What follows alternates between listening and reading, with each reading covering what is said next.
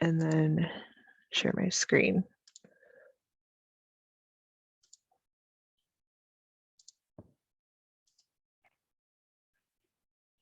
Okay, I'll try to keep an eye on the chat as well a little bit.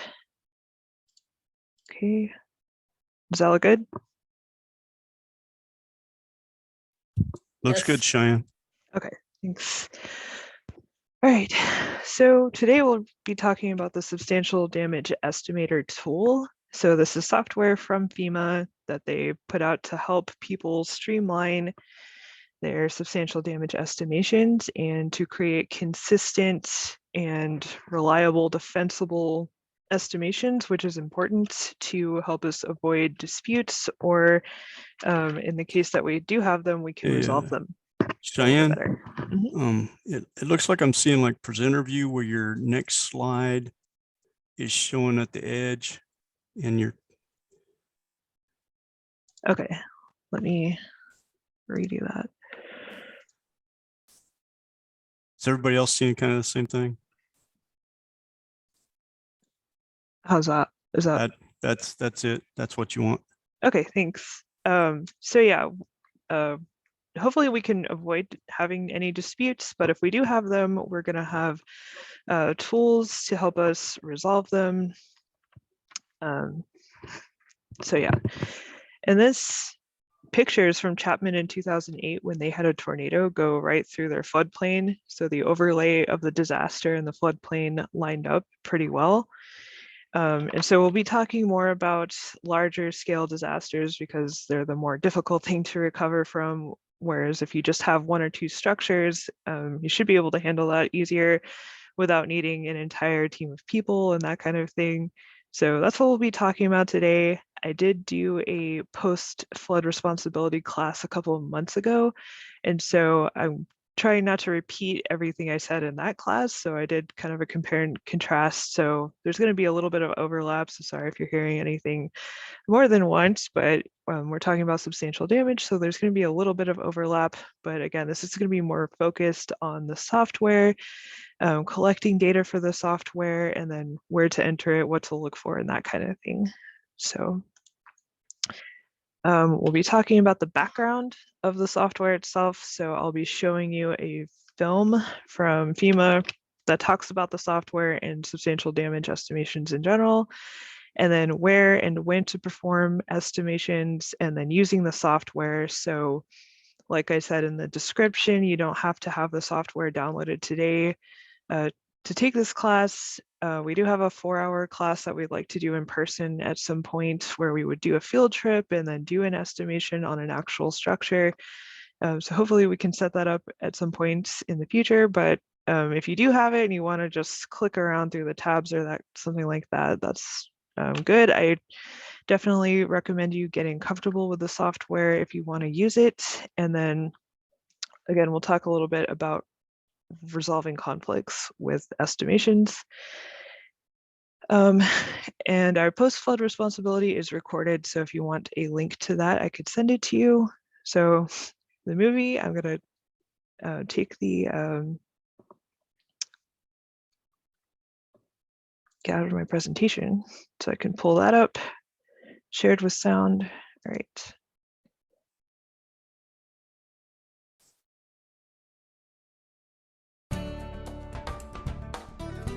Are you able to hear and see that? Okay, cool. I don't see the video though. Uh-oh. Oh, because you're on my, sorry, I have to put you back on the other screen. Okay, that should be better. Yep. Okay, thanks.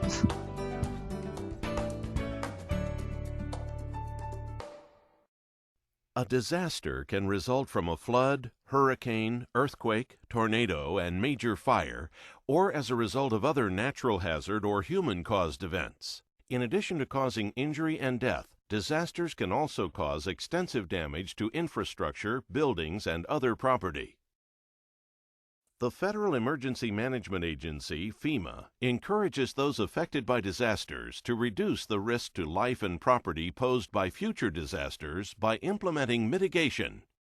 Examples include elevating chronically flood-damaged homes or relocating them away from flood hazard areas, retrofitting buildings to make them resistant to earthquakes or strong winds, and encouraging communities to adopt and enforce disaster-resistant codes and standards for development and reconstruction. Communities that participate in FEMA's National Flood Insurance Program, or NFIP, agree to adopt and enforce minimum standards that help prevent future damages. Under NFIP minimum standards, if a structure located in a Special Flood Hazard Area, or SFHA, sustains substantial damage from any cause, that structure must be brought into compliance with the community's floodplain management requirements for new construction or be removed from the floodplain. These requirements must be enforced by local officials and adhered to by property owners. NFIP minimum building standards can also be found in the international codes. The International Building Code and International Residential Code contain flood-resistant design and construction provisions that are consistent with the NFIP for all buildings and structures. When communities choose to participate in the National Flood Insurance Program, they agree to adopt and enforce a local floodplain management ordinance. And in return, the National Flood Insurance Program makes flood insurance available within the community.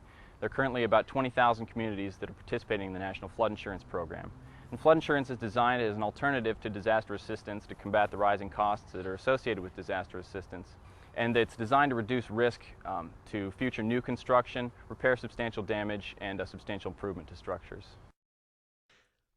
One provision of floodplain management ordinances is the substantial damage, substantial improvement requirement. It is important to note the substantial damage provision applies to damage of a structure from any origin. In a post-disaster environment, damaged structures must be evaluated to determine if they have been substantially damaged. If the cost necessary to fully repair the structure to its pre-damage condition is equal to or greater than 50% of the structure's market value before damages, then it is considered to be substantially damaged. Some communities have adopted a lower substantial damage threshold in their floodplain management regulations. In addition, some communities track damages cumulatively over a period of time. It is important to know a community's specific substantial damage requirements in order to conduct substantial damage determinations. Like floodplain management ordinances, building codes also have triggers that require existing construction to be renovated or rebuilt to current codes when certain work is performed. When assessing damage and necessary repairs, it is important to know whether repairs and rebuilding efforts may be impacted by a community's current building code. Some triggers in the code may permit partial repairs of building components or systems, while other code requirements may state that a partial repair is not permitted and a building component may need to be fully replaced. This ratio shows how the repair or improvement percentage is determined. Substantial damage is calculated based on the cost to repair the damage, while substantial improvement is based on improvements costs. Once you have an accurate cost to repair, that's the numerator in the calculation you're going to make. You're going to take that cost of repair as the numerator and the market value of the structure as the denominator. When you divide the two, you can come up with a percentage for substantial damage. Per minimum NFIP requirements for substantial damage or improvement, when a local official determines that a structure is substantially damaged or that substantial improvements will occur, the following provisions apply to that structure. A. If the structure is a residence, the lowest floor must be elevated to or above the base flood elevation, or BFE, which is the elevation above sea level or other datum of the 1% annual chance or 100-year flood.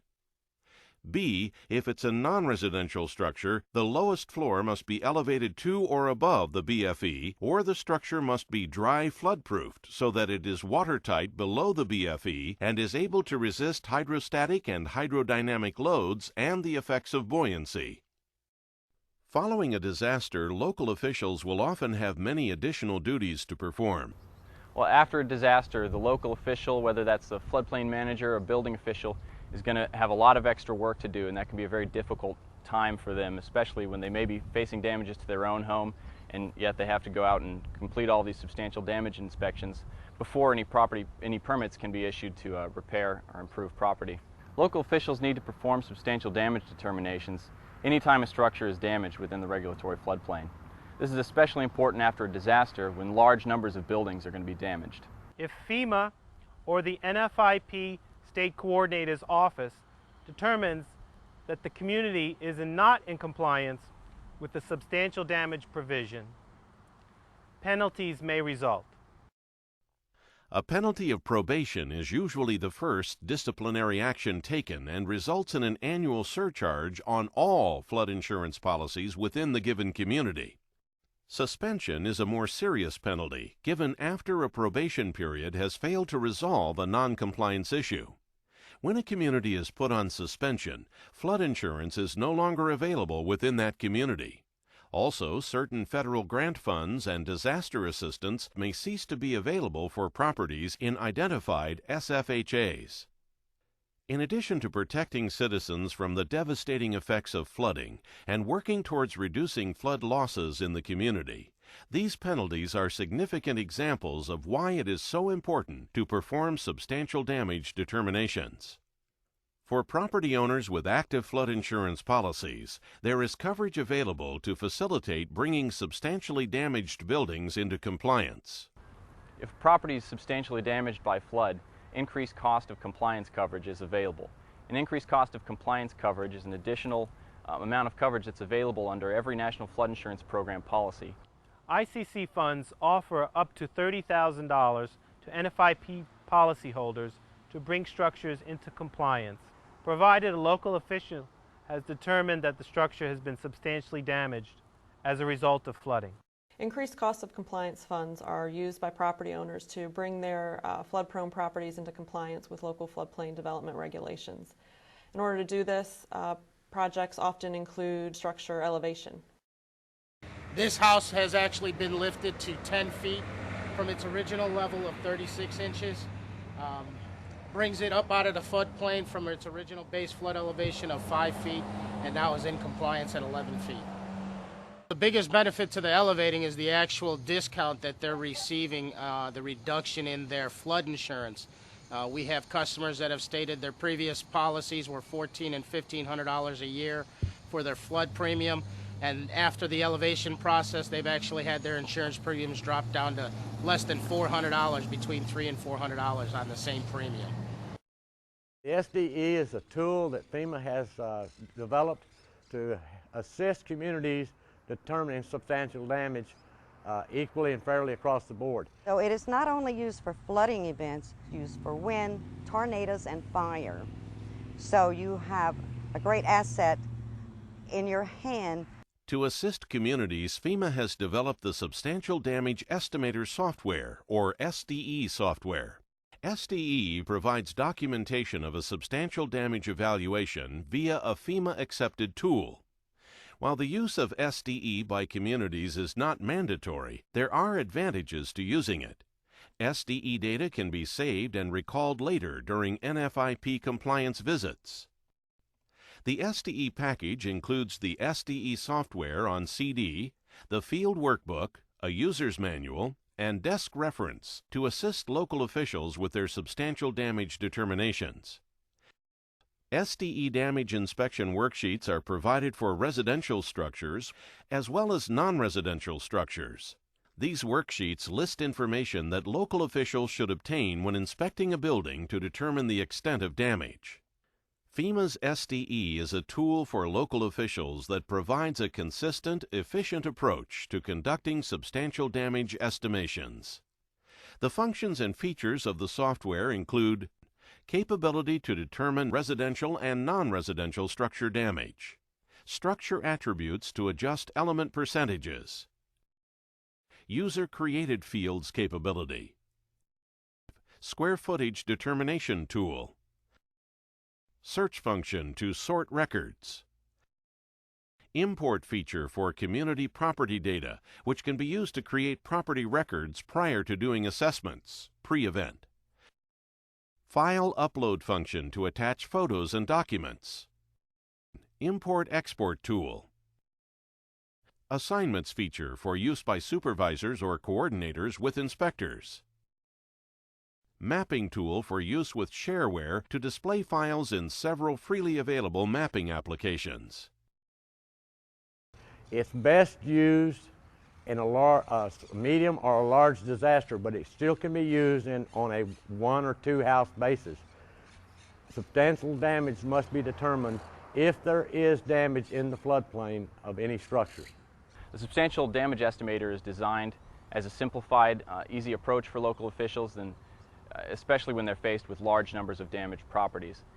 It's a consistent and verifiable method for performing these inspections, and it's also something that provides you with a printout that makes it easy to explain to property owners and other folks who need to get this information. After the Hurricane Ike, we had tremendous flooding on the island. Even our X zones were underwater. Everything was chaos. We had to scramble and try to get our assessment teams together and do damage assessments throughout the entire island. We used the SDE program to help us get our citizens back on track, permitting, our businesses back in order and open. Once field inspections have been performed and the damage inspection worksheet has been completed, the information can be entered into the SDE software. The user's manual provides information on using the SDE software, including how to enter data and what information is needed to complete the damage determination. The desk reference provides guidance on implementing the substantial damage, substantial improvement provision when buildings are being improved or have been damaged. The SDE software requires a replacement value to determine the approximate costs to repair damage to the structure, the numerator in the substantial damage ratio. Although the SDE software is available to all local officials, it is not the only means of determining substantial damage. Other methods include repair estimates from qualified contractors or local building officials. Such estimates represent the numerator of the substantial damage ratio. Although use of the SDE software is not required, should you use an alternate methodology for substantial damage determination, the SDE software does allow you to input data from these alternate sources. The SDE applies a depreciation based on the structure's age to the replacement value to calculate a default for market value. This represents the denominator of the substantial damage ratio. Alternatives to this approach include using a professional appraisal or a tax assessment value that is properly adjusted to reflect market value. Local officials should start substantial damage estimation as soon as possible that it's safe to get into these neighborhoods. As a building official, you need to get out in the communities. You need to see what damages have occurred, what has to be done. Property owners will be anxious to begin repairing or reconstructing their homes or businesses. If reconstruction were to begin without the proper review and approval by local officials, several problems can result. Reconstruction might actually occur in violation of the local floodplain management ordinance.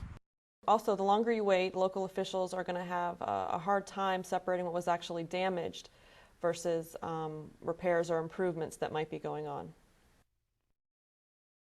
Community officials can perform several important actions before a disaster occurs to facilitate substantial damage determinations after the event.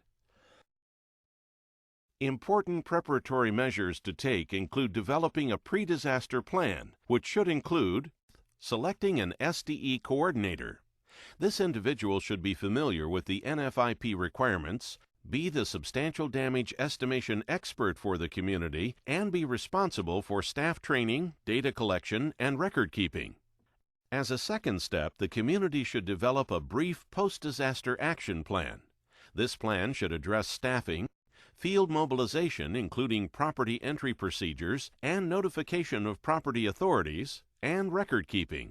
As a third step, the SDE coordinator or his or her designee should identify available data resources needed to make or support substantial damage determinations, including flood insurance rate maps, firms, digital firms, D-firms, tax parcel and street maps, tax assessment information, permit data, and sources of replacement costs and market values. The SDE coordinator should review and organize community maps of flood-prone or repetitive loss areas ahead of time and identify the structure types and building characteristics within the flood-prone areas of the community. This may require field work. If a community has repetitive loss data in FEMA's National Flood Mitigation Data Collection Tool for repetitive loss structures, some of that data may be useful to import into the SDE tool.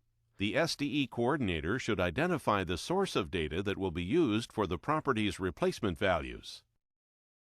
The market value can be determined within the SDE software by applying a depreciation factor to the replacement value. The SDE coordinator might also choose to use tax assessment data, properly adjusted to reflect current market values, or even appraisals if they are available. The community should be consistent with their methodology and should make these decisions prior to a disaster event. Finally, any data that has been developed for structures in the SFHA can be entered into the SDE software before a disaster. Data can be pre-entered into the data fields on the first 3 tabs of the SDE software: address, structure, damage, NFIP information, and base cost. The damage estimation cannot be computed until after the disaster occurs and the damages are observed and recorded. In order to begin full damage inspection fieldwork and data entry, an SDE coordinator will need to take the following steps. 1. The identified SDE team should collect information about flood depths, wind speeds, etc. that can be helpful in understanding what type of damage to expect. Initial screenings of damage to structures in the regulatory floodplain should be completed by the SDE coordinator or someone on his or her team in order to identify areas where efforts will need to be concentrated. 2. The SDE coordinator should notify relevant community officials about the planned substantial damage determination efforts so that they are aware of the fieldwork. 3. The SDE coordinator must ensure members of SDE field assessment teams are trained in the use of the SDE tool, including damage estimation, prior to beginning their fieldwork. 4.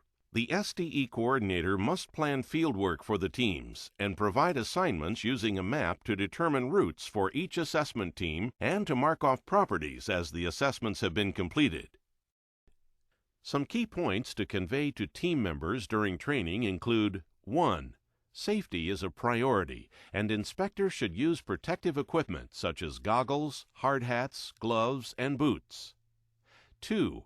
Acceptable procedures for gaining access to buildings. 3. Not to discuss the impact of the damage estimate on reconstruction or acquisition programs with property owners or renters. 4. Determine ahead of time who will be entering field-collected data into the SDE software and when this will occur. 5. The residential and non-residential building elements that each team will need to assess for damage. 6. The SDE evaluation process relies to some extent on the judgment of the inspectors on the field assessment teams. It is not an exact science. Different inspectors will produce slightly different estimates on the value of the adjustments or the extent of damages. This is one of the advantages of having 2 team members and thus 2 opinions from which to gain consensus. One of the last steps of the training should be a field visit or a pilot visit to some damaged structures. You're going to want to look at 1 to 3 residential and probably 1 to 3 non-residential structures. This gives the class a chance to actually apply the knowledge they've learned in the classroom in the field. An experienced instructor should be there with the class in order to watch them do an assessment and give them feedback on their findings, just to kind of make sure that they're doing it correctly and that the numbers that they're coming up with are accurate. In order to make the damage assessment consistent and thorough, each team must follow a set procedure when performing the evaluation. The more consistent the approach, the more confidence property owners will have in the results. Before starting an assessment, the inspector should confirm that they have permission or legal authority to enter the structure. The inspector should start the inspection with an exterior walk around the entire house to view the roof, exterior walls, and foundation. Next, the inspector should enter the house after verifying the stability of the structure and move systematically through it on a room-by-room basis. Inspectors should fill out the damage inspection worksheet as they conduct the inspection, take photographs, and use a photo log. They should note significant upgrades or custom-designed interiors. Key building characteristics or structure attributes should be noted, including the number of stories, presence of heating or cooling systems, and the type of foundation, superstructure, roof covering, and exterior finish for residential structures. For non-residential structures, the presence of conveyance and fire protection systems should be noted. Inspectors must always remember that they are in someone's home or business and be sure to minimize any invasive procedures, such as pulling back the drywall to inspect framing. Instead, they should try to find areas already exposed. When using the SDE tool, inspectors will be evaluating damage to each identified building element. For residential structures, these elements include 1. Foundation.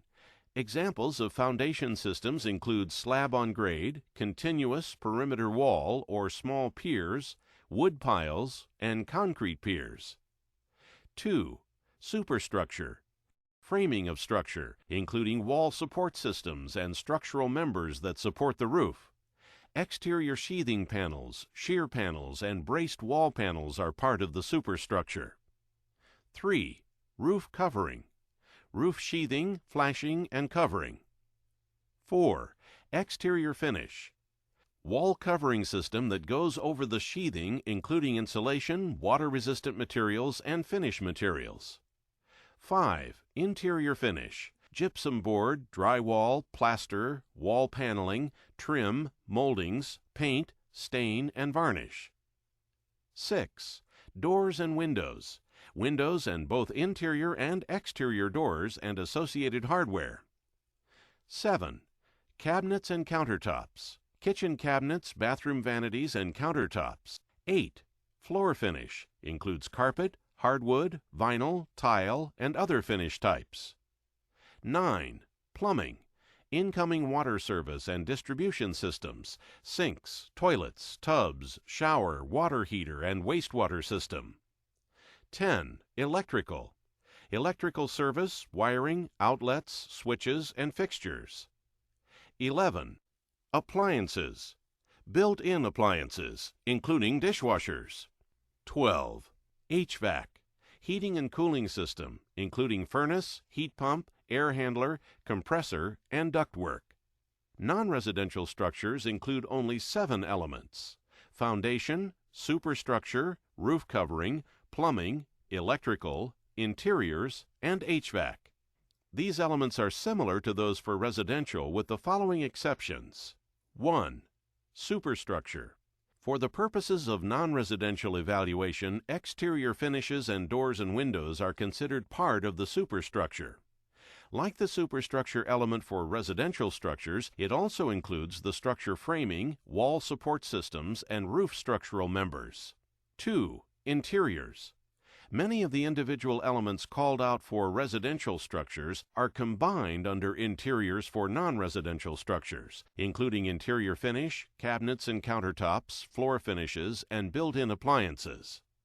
The field workbook includes guidance on making damage estimations for each of the building elements. For instance, when you're looking at the foundation, something that's just minimal scour, no damage to any of the foundation components, that would probably be in the lower range of 0 to 25%. Something where you have significant scour, large cracks, displacement of foundation members, that's something that would be on the upper end, the 75 to 100%. Any significant upgrades or custom-designed interiors should be noted. The SDE software allows for such refinements. As teams finish their inspection, they should mark off completed areas on a single reference map. This will help avoid missing houses or assessing them twice. Once the field inspections are complete, each team is going to need to enter their findings into a computer, either in the field or back at the office. You're going to want to upload the photos that you collected in the field into the software as well, using the Files and Photo tab. The SDE software is user-friendly. The SDE User's Manual will answer many questions users may have about entering data. Once the user has selected the type of structure for which he or she will be entering data, a data entry screen with a series of tabs will appear. The sequenced tabs indicate the order in which the user should enter the data. The damage inspection worksheets are ordered in the same manner to assist in easy transfer of the information to the software. When creating records with the SDE tool, the user has the option of creating property records only or full assessment records. The property records include basic address and property owner information. The assessment records include all the additional information associated with the software. To complete assessment records, the user will work through 6 separate screens or tabs of the SDE software. Tab 1, Address. Basic property location and ownership information is entered here along with NFIP community name and identification number. Tab 2, Structure Damage NFIP information. Structure-specific data, damage information, inspector contact information, and FIS firm data is entered on this tab. Tab 3, Cost. Cost data necessary to determine the replacement value of the structure is entered, including a unit cost per square foot and additional adjustments. Tab 4, Element Percentages. Field-collected damage data is entered on this tab. Enter the damage percentages for each of the building elements based on site observations.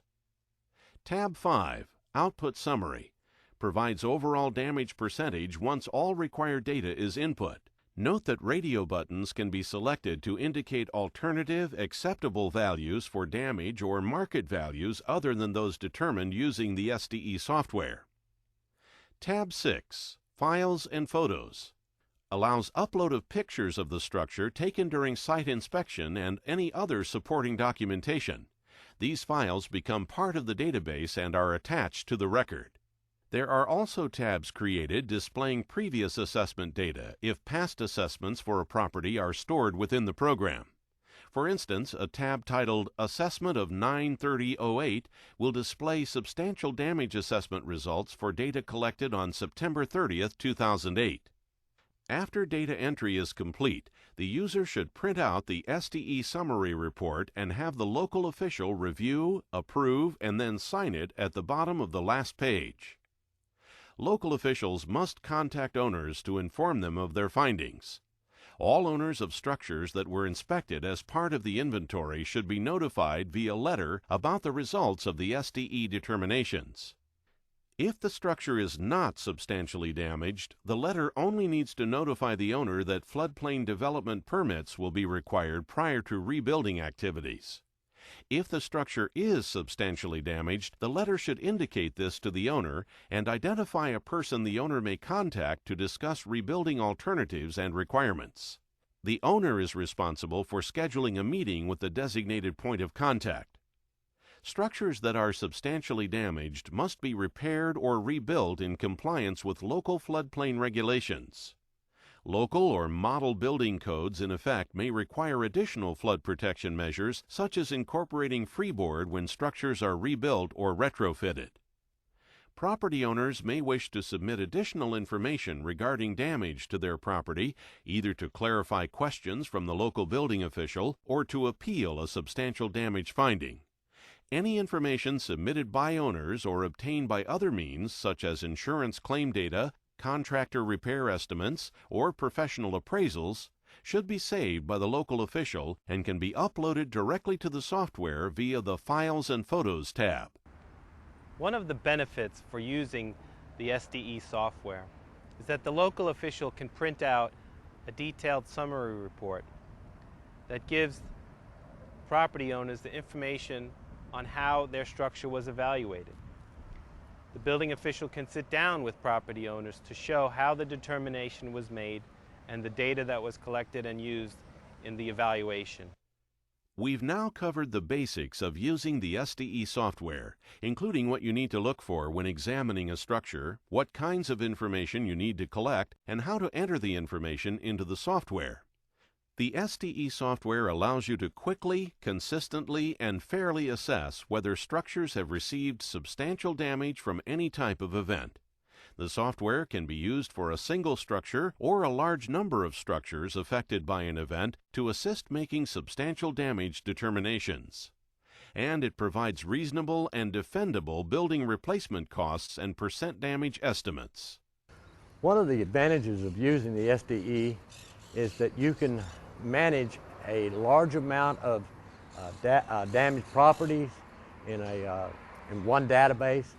You can use it now and in advance of any future disasters. You can also have that data all together in one database.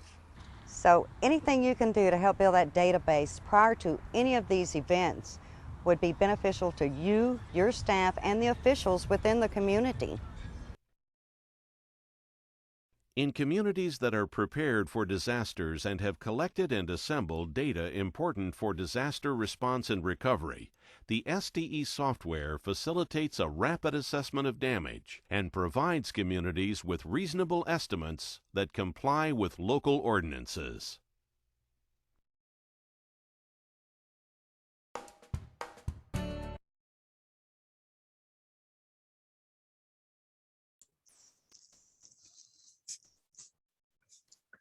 Okay, share my screen again.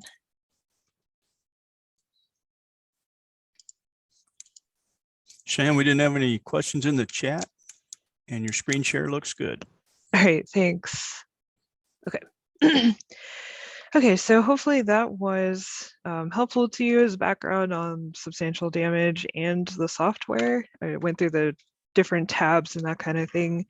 And so they also mentioned the desk reference, which I always recommend to people. So it covers all the NFIP requirements and specific situations and different types of damage or improvement and what applies to them, but based on whether they're pre or post firm. And so that's very helpful just to have at your desk. And then the substantial damage estimator user manual and field workbook is more what I've pulled material from today. So it goes over using the software, all the different features of the software, and then the field workbook has guides on collecting data and the worksheets that some people choose to use instead of just going directly into the software.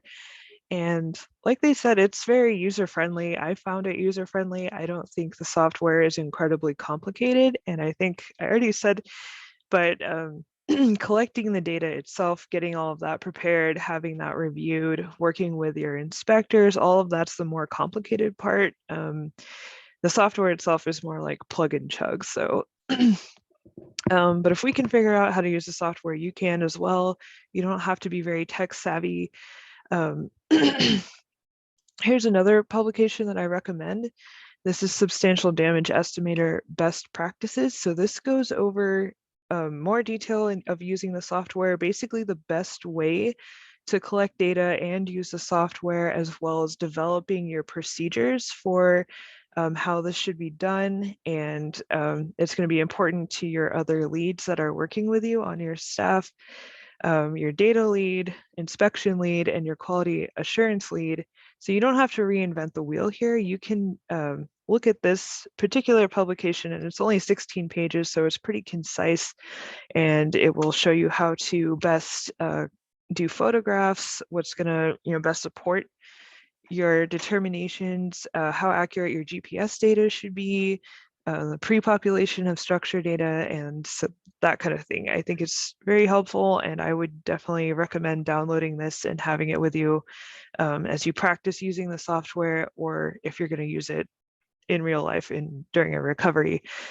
And so the procedures that you can find in here and in the field workbook are also things that should be in your written administrative procedures. And so I'm going to talk quite a bit or mention written administrative procedures quite a bit because they are important and they're going to help support you when you're doing determinations, in that you've documented all these procedures, and so it's less likely that you'll have disputes to resolve if people can see exactly how you're doing it and know that you're doing it the same way for everyone in your community. So they're helpful to have. If you don't have them, let me know. I'll send you a template, but I definitely recommend having something about substantial damage estimations in your procedures.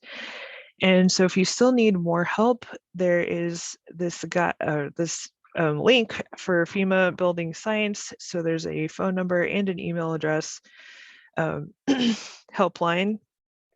So it says allow up to 5 business days for a response.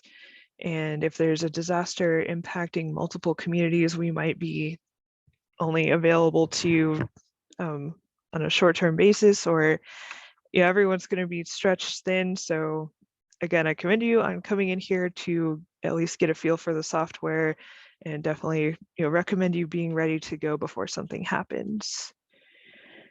So here's another way that you can prepare another class that you can take at any time. It's an interactive course. There's an activity in this course where you download data and then you do a pretend assessment with the software. So I definitely recommend this if you want to take another class that's gonna actually have you using the software. This one's good. It takes 3 hours, but you'll have that data and then you'll be entering it in the software, and then you'll know what you should be seeing as far as your damage percentage final and your base cost and all of that. So if you want to actually have an activity using the software, then this is a good course to take. And then of course, we only have to do these estimations in our special flood hazard areas. So our zone A's, AE, AH, AO, and any numbered A zones, that would be V zones on the coast, but we don't have to worry about B or C zones, which are now shaded and unshaded zone X. Anything outside of our floodplains, we don't have to do an assessment on. So here's an example. This floodplain covers a portion of this housing subdivision.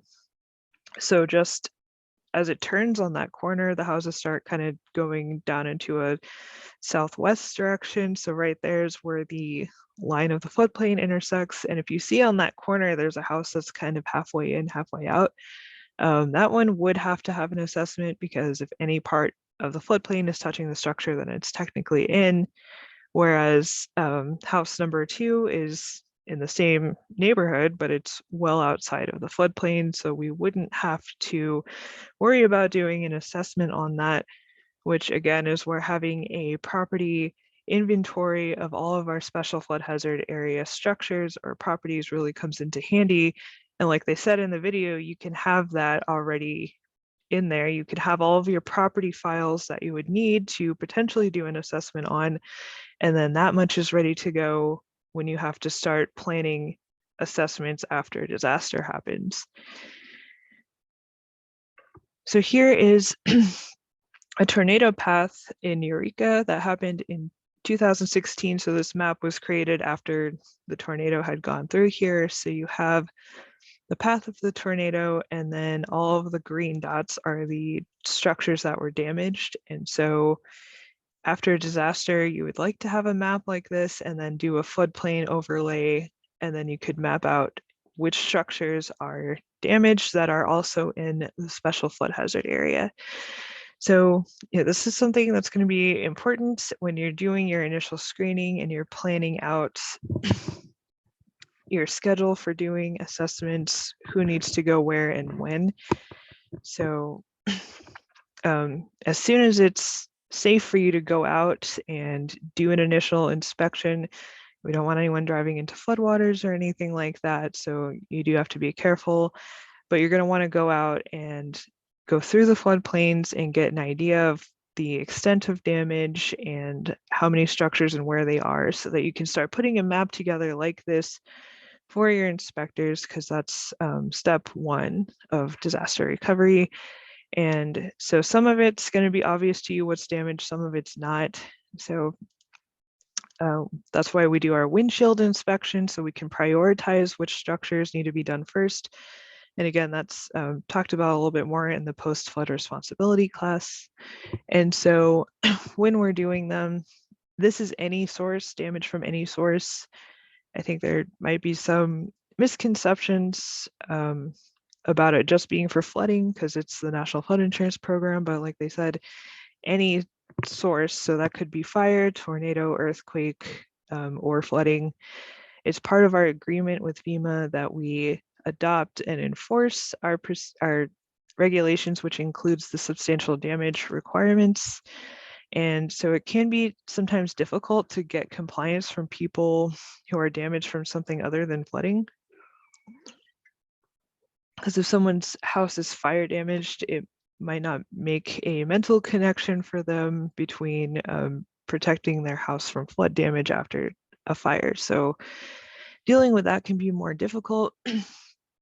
Luckily, something like fire is likely to be less widespread than flooding. I would hope just a couple of structures, but that's something to keep in mind. And so the definition, substantial damage of any origin, which we talked about, whereby the cost of restoring to the pre-damage condition. So the condition that it was in before the damage happened, we're not doing pristine conditions. So that's something else to remember. If that were to equal or exceed 50% of the market value, then that's substantial damage, and substantial improvement goes pretty much hand in hand with that. Construction, rehabilitation, or additions, improvements to which the cost would equal or exceed 50% of the market value. And again, before the start of construction, so that's very much like pre-damage condition, whatever it was like before the improvement happened, then that would be substantial improvement. And so if improvements have happened within the same year as damage, then we have to combine them, either or. If either of them have happened within a 1-year time frame, then they have to be added together.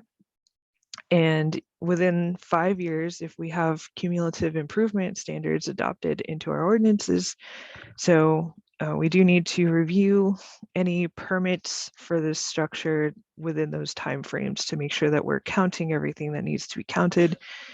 And so the cost of repair is the full cost of repair, whether or not the person decides to repair everything. So if they had a finished basement that was flooded and then they decide not to refinish it, we still have to count that because it was finished, and that's part of the pre-damage condition. And so another thing to keep in mind is that we're excluding anything about correcting existing violations of state, local, sanitary, or safety codes that have been identified. So we're not worried about that. Again, pre-damage condition. And then there is different provisions for historic structures. So alterations of that would not preclude it from staying a designated historic structure. And so I think in October, I did publish an article in our newsletter about flood adaptations for historic structures. So if you're more interested in that, check out that article. But these definitions should be in every ordinance, resolution, or code for a participating community. And so when we think about damage, again, it's anything. So there could be some things that you don't immediately think of. Termites can cause damage, mold can cause structural damage. There have been grain elevator explosions, and I think Steve was telling me recently about grain bins where they were wet flood proofed and then flooded, and then the insides expanded and then the walls were damaged or torn out. So do we have to worry about agricultural and accessory structures for damage determinations? Yes, we do. So those count as well. However, you can't use the software for agricultural structures for whatever reason, which seems strange to me. I think that should be a use in there if and when they update to a new software version. So that and substantial damage and improvement are very closely related, two sides of the same coin, basically. And so they did talk about this. The first thing to do is a planning process. So it's a 5-step process. Before we can even start, doing estimations, we have to prepare for it. So they talked about the SDE manager. So this is the person that's in charge of all the estimations.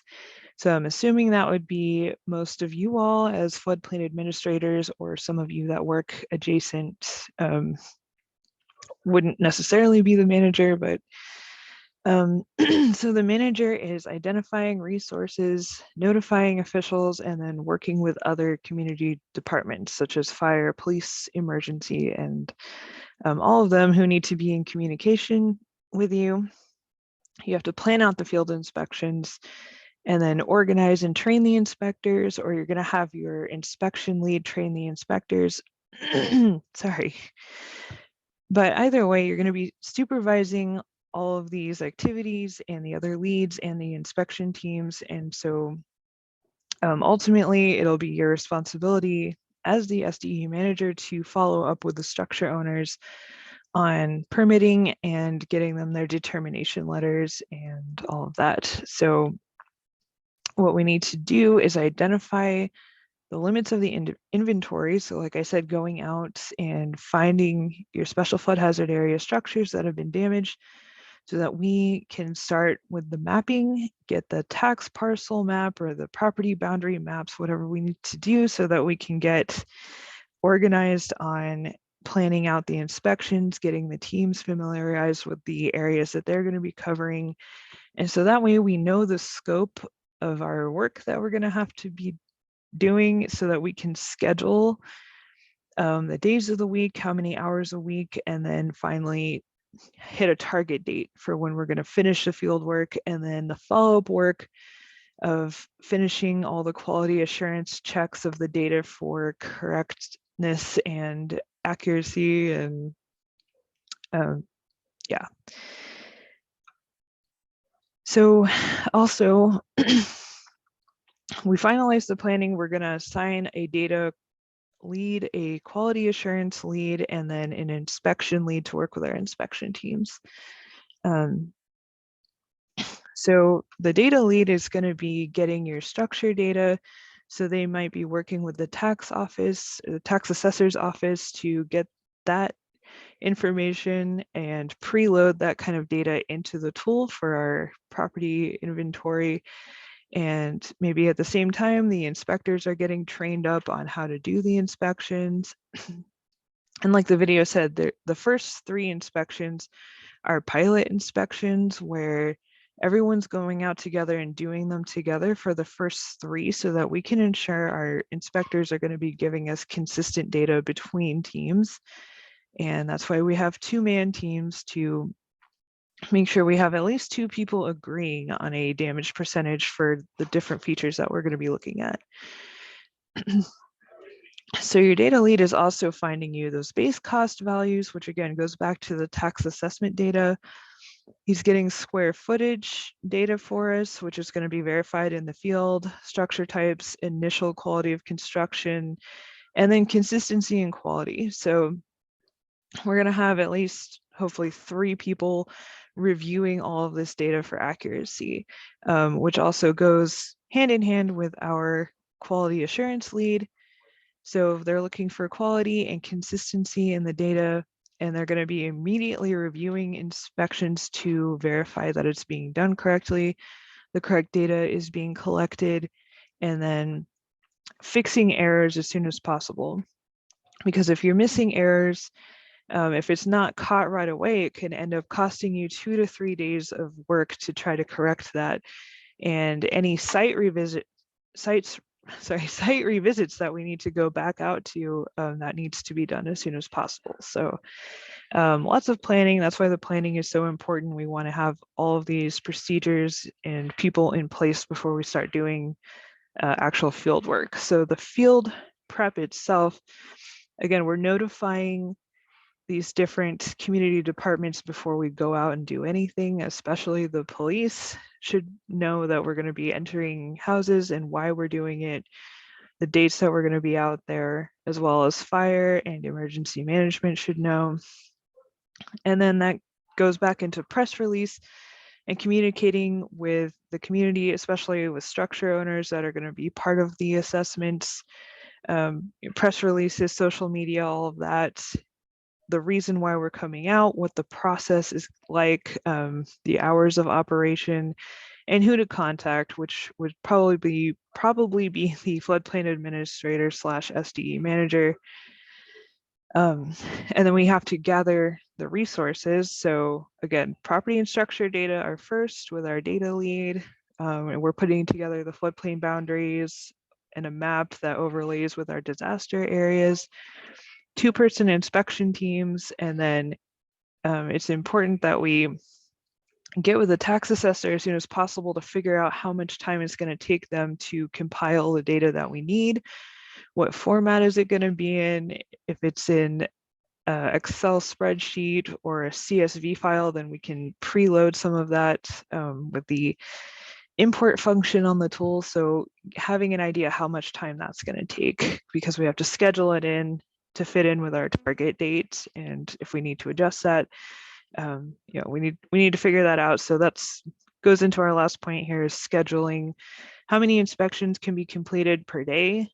How many days a week are we going to be working on this? And then we can set our target date for field work. And then based on that, perhaps our target date for getting all of the assessments done, or the determinations done and sent out.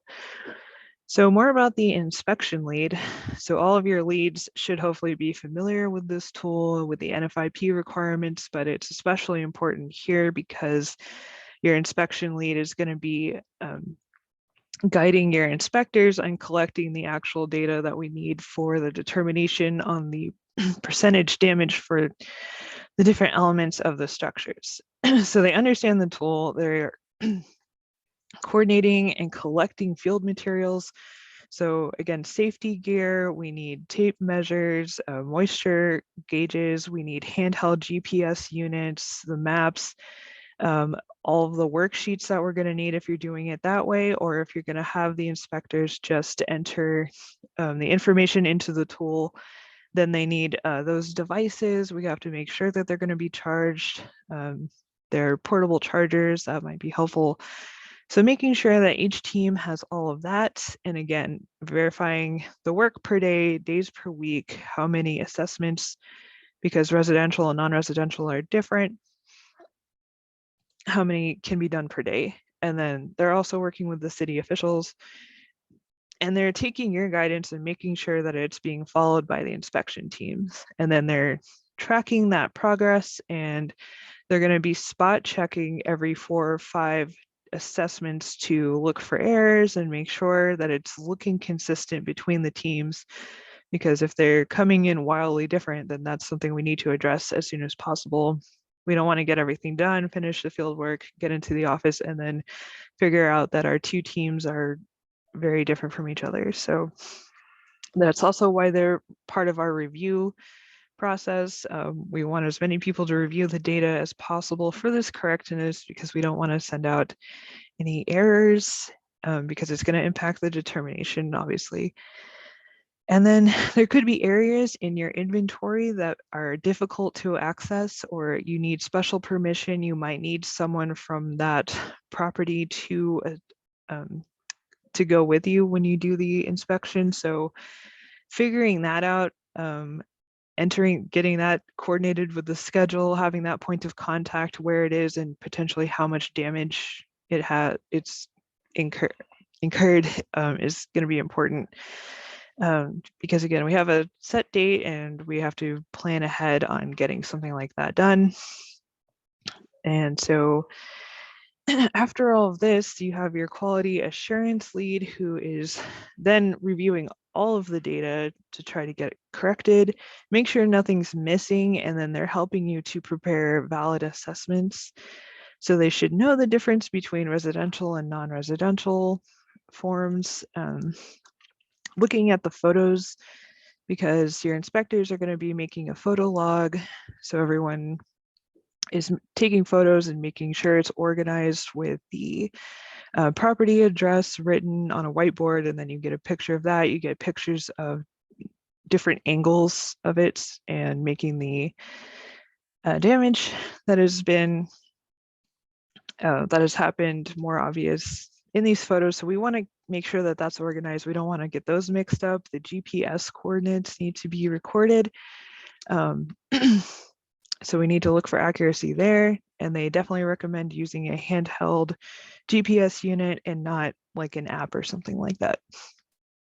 So we're correcting any errors that we catch, and then they're following your procedures as well. And they're going through all of the assessments and checking on any critical or unique data that might need special attention.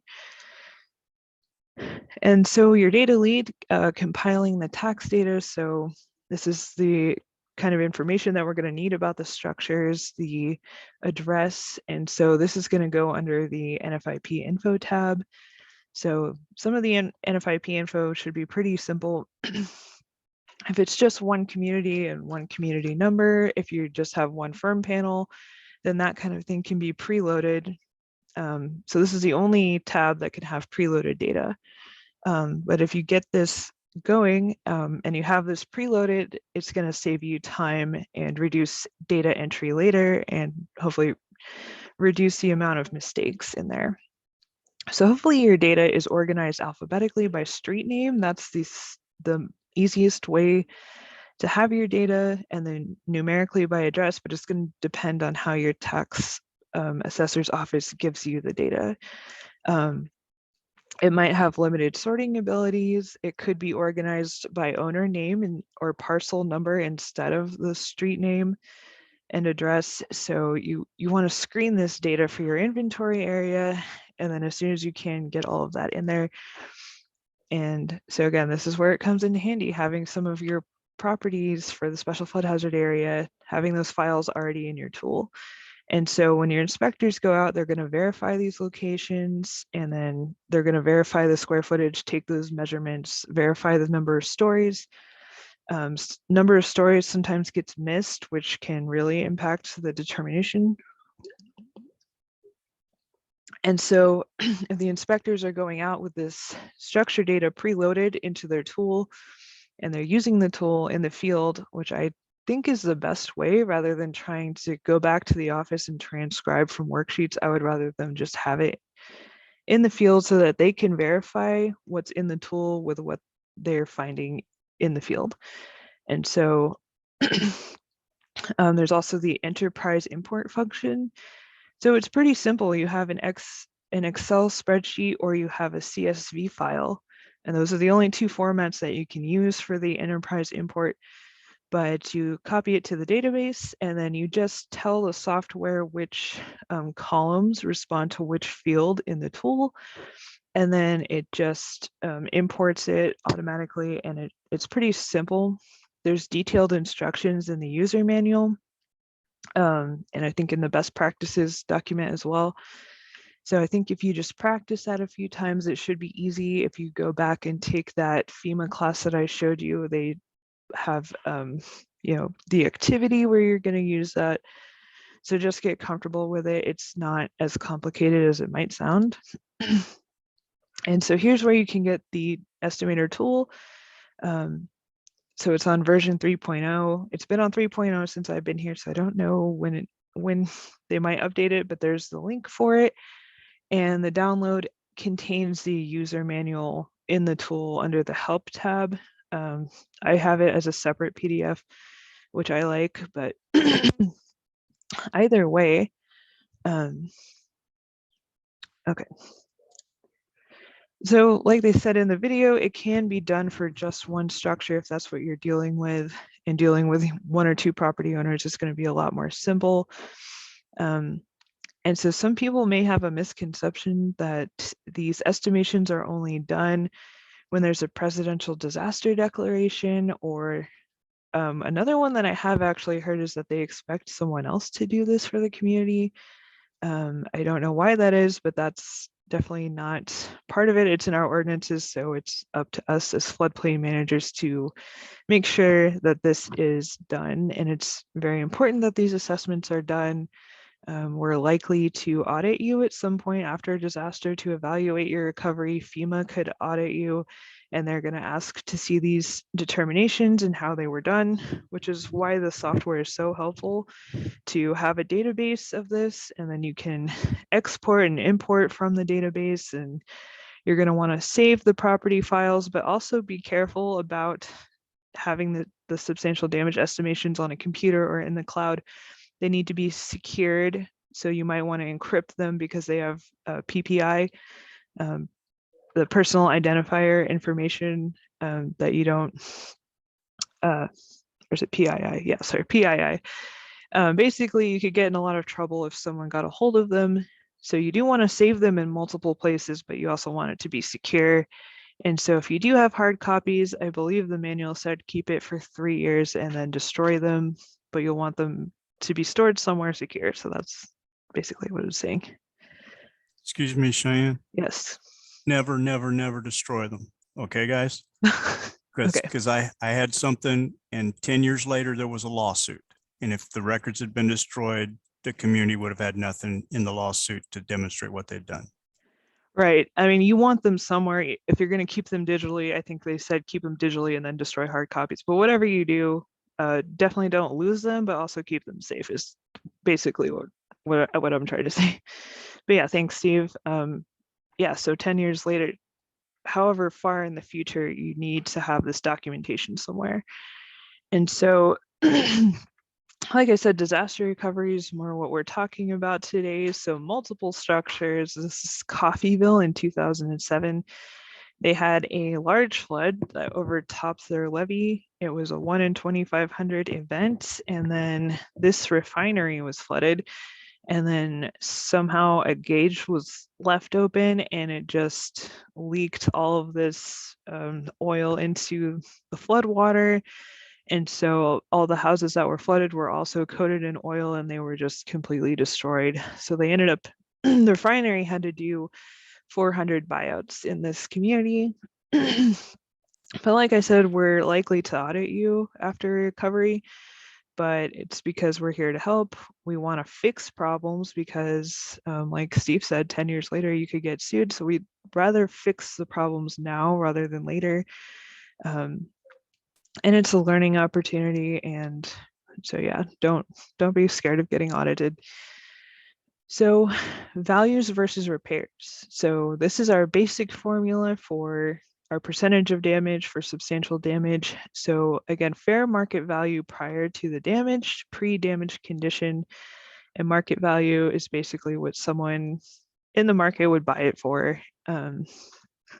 So we compare this with the cost of repairs to return it to the same prior condition. And then if that's equal to or greater, then we have substantial damage. So you might not even need the software if you have contractors' estimations, or if you do and you want to use the software, they did show you on the cost tab, and I'll show you where you can enter that as your determination instead of calculating the cost of that. Or you can have adjuster claim data and the tax assessment.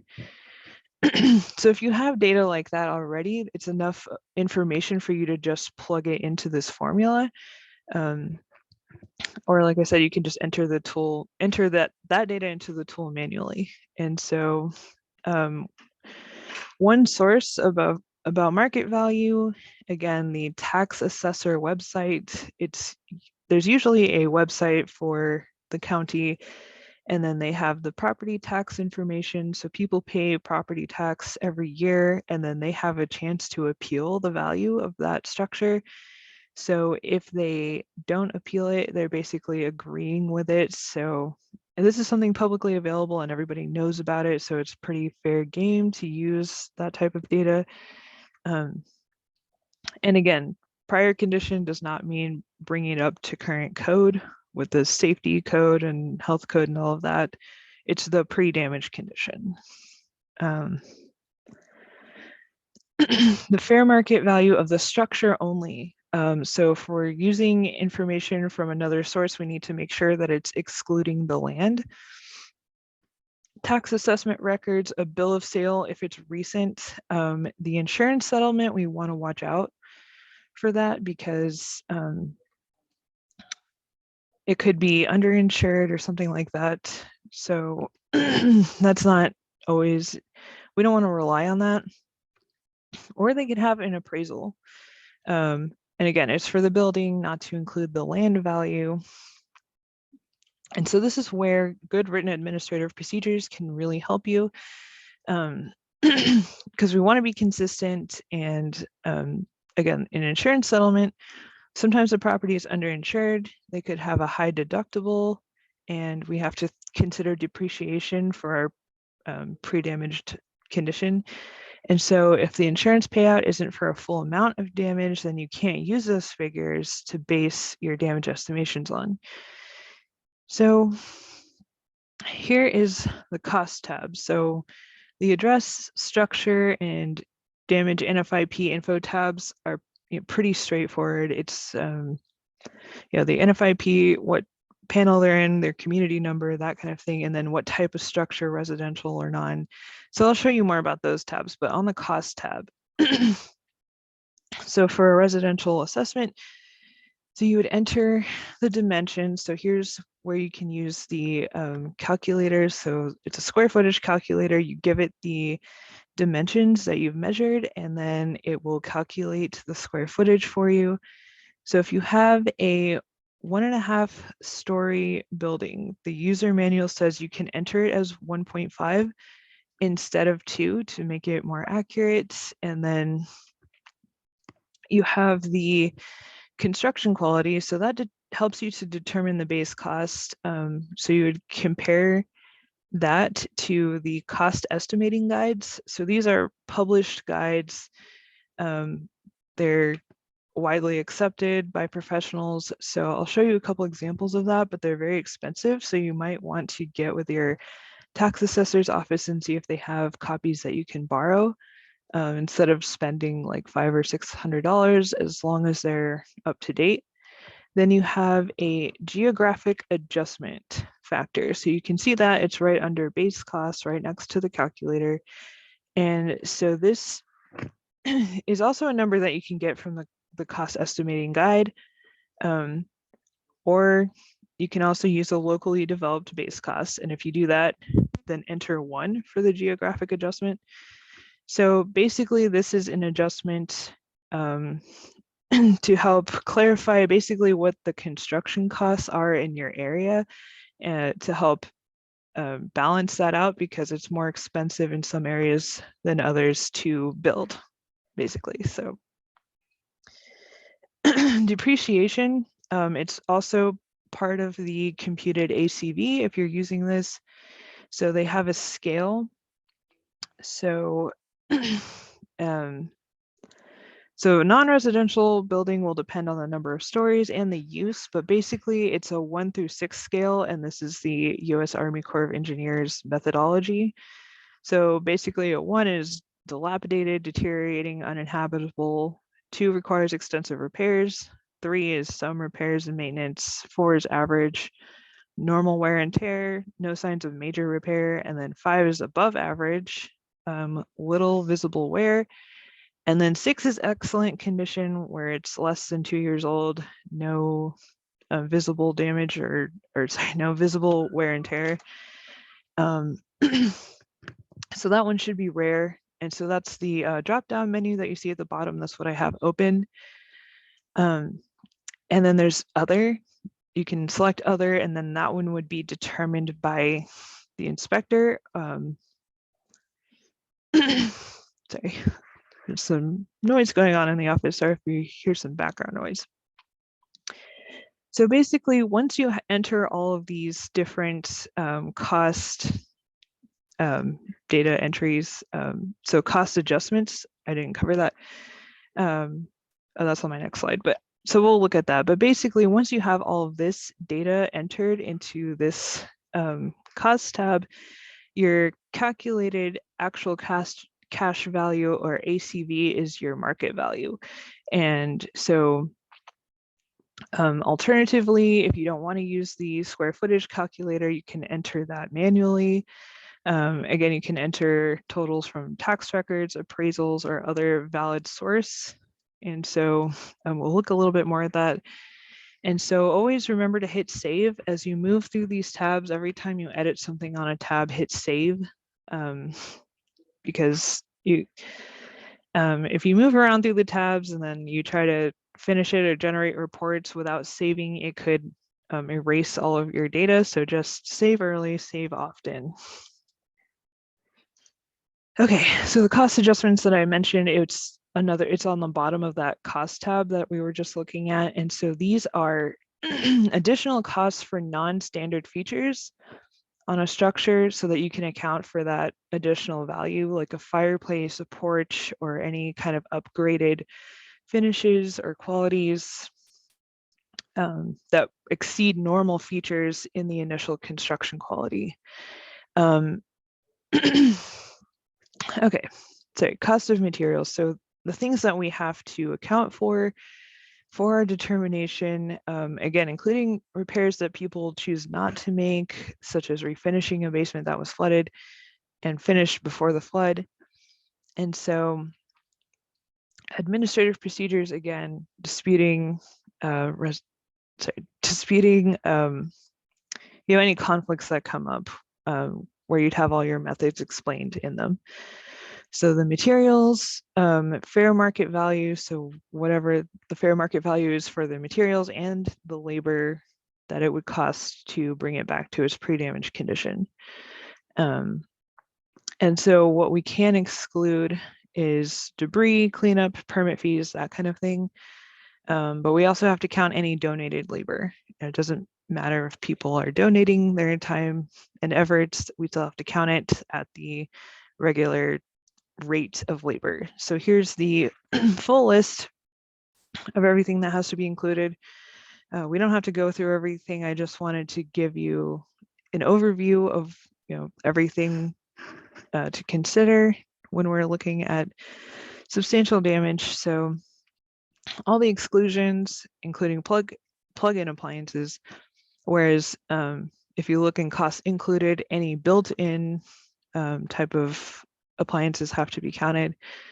So the finishes, wall finishes, carpeting, if it's not over a finished floor, and then HVAC, plumbing, wiring, outlets, all of that. So none of the outdoor stuff, no outdoor lighting or any kind of outdoor improvement or fencing, whatever. So hopefully that gives you a better idea of what's included and what's not. Another thing to look out for is deferred maintenance. So peeling paint, old shingles, window caulking. So the things that were just maintenance issues and were not part of the damage. It might be hard to tell them apart, but basically, we want to look for those things and then make sure we're not counting them. And so one more thing about written administrative procedures. So we're following the same rules for everyone. Hopefully these are written rules that are approved by your governing body. Okay.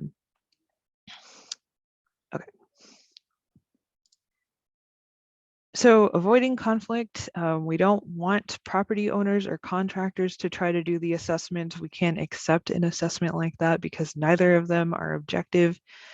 So a contractor might be trying to generate more business for themselves, but this is not the same thing as a person going out and getting an estimate from a contractor. We're talking about the contractor coming out and doing the inspection themselves. And so having an inconsistency like that can delegitimize all of the assessments that you do in your communities. So that's something we want to avoid. We might not want to issue permits until we know the scope and the location of all the damage and get that evaluated. So we might also delay doing mitigation until it's been evaluated. So maybe if a property owner can provide an estimate and then we have the market value and we can prove that it's less than substantial damage, then we can issue a permit. But again, we want to document all of that. So the non-residential assessment, these are the elements that we're going to be looking at: foundation, superstructure, roof covering, plumbing, electrical, interiors, and the HVAC. So it's less elements than we have for residential assessment.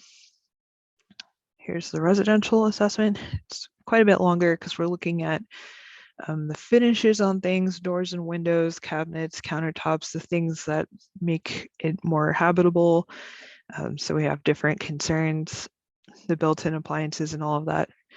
So what's interesting about picking your structure type, so residential is pretty straightforward. It's like a single family home or something else. Non-residential has all these different uses, and so you have to kind of pick a best fit for it. So I have some examples later on, but we're thinking more about how it was built and what it was built for, not so much how it's being used now, because I've seen residential structures that have been turned into businesses or something like that, or non-residential structures that were then turned into, I saw where like an old bank was turned into an apartment building, and then I had a friend with a bedroom in this huge vault or something like that. So we have to think about what the structure was originally intended for, which is a little bit different from our NFIP regulations where we're looking at the use for regulations. So there might be a little bit of disconnect there, but I just wanted to point that out. So here's a table from the workbook to help train your inspectors what to look for. What damage are we looking for on a foundation? Like displacement, cracking that you can't see from the exterior, but you go in and you can see that, especially if you have basements or crawl spaces. So superstructure, look for sagging, watermarks, dripping water. Sorry. So this kind of guide is going to be helpful for you for training your inspectors and getting everyone on the same page and for your assessments to be consistent. Okay. So here I have my poll question. I don't know if I can do this without. Oops.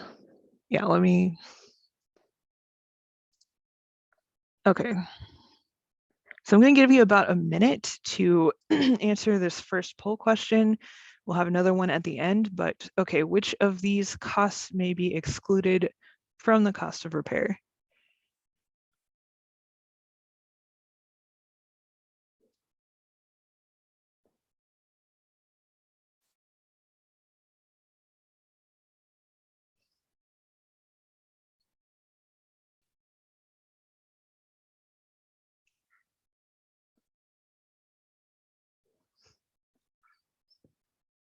I'll give you like 10 more seconds and then I'll end it.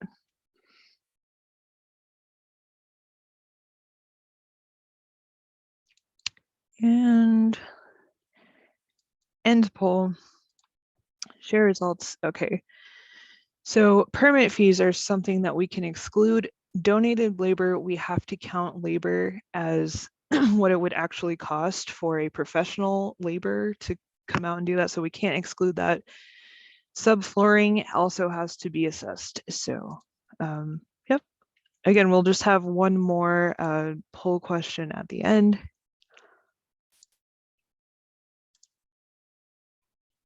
And okay, and we're back, right, okay. So thanks for doing that. Most of you got that right. So it's important to understand what the what we can do with the software and what not. So there are limitations. It doesn't provide exact values for element percent damage. So like I said, the software doesn't do your determinations for you. It helps you organize and streamline your data.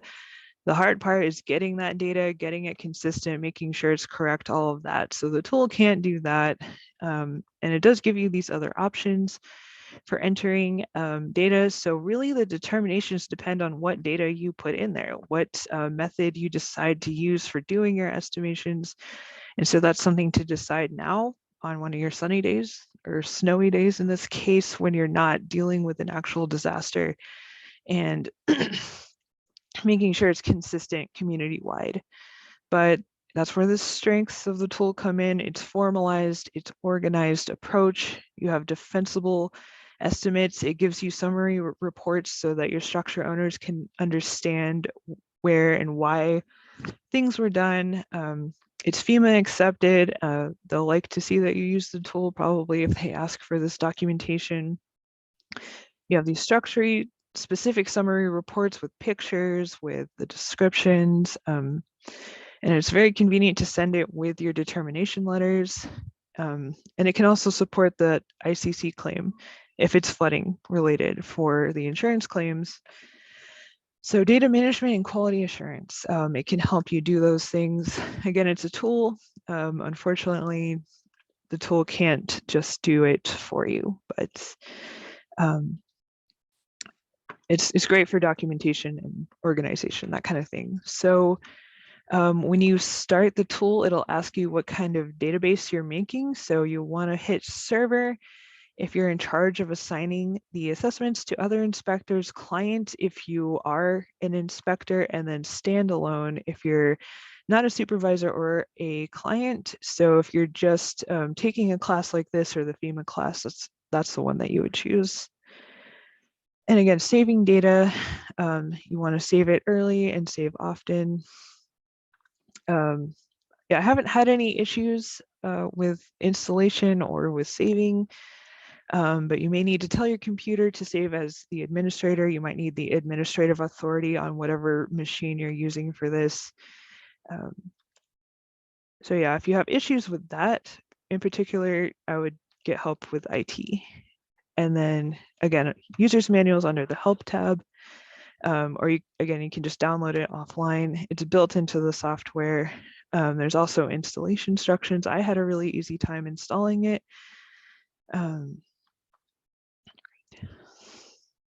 So yeah, there's lots of features to help you. Again, the default data that can be preloaded. It's useful in a disaster.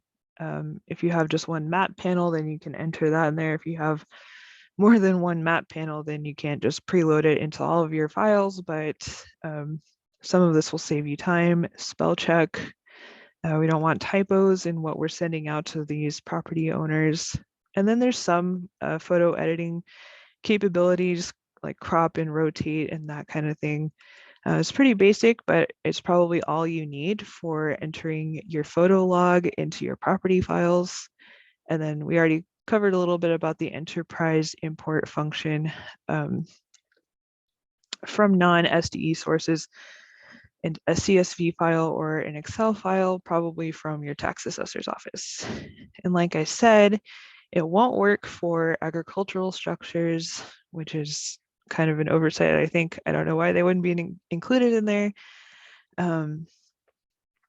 So for non-residential structures on the damage and NFIP info tab, so you want to use the stories, make sure that you get that in there, because that's going to really determine a lot about the value of it, and also the NFIP structure use type. All of that type of information is going to determine the attributes that are available for your other data fields. So again, it's not a full list of uses, but you want to have a balance on your best fit use. So they didn't want to put in every single type of non-residential structure in existence because it would be overwhelming and impractical. And we're trying to reduce complexity and streamline the process. So for example, a factory warehouse is going to have less quality of construction than if you chose the use as office or religious use. If you have a medical office, then it's more like an office building than you would not select a hospital. Another example, if you have a 1-story elementary school, and then you have the options for a 2 to 4 story high school, or a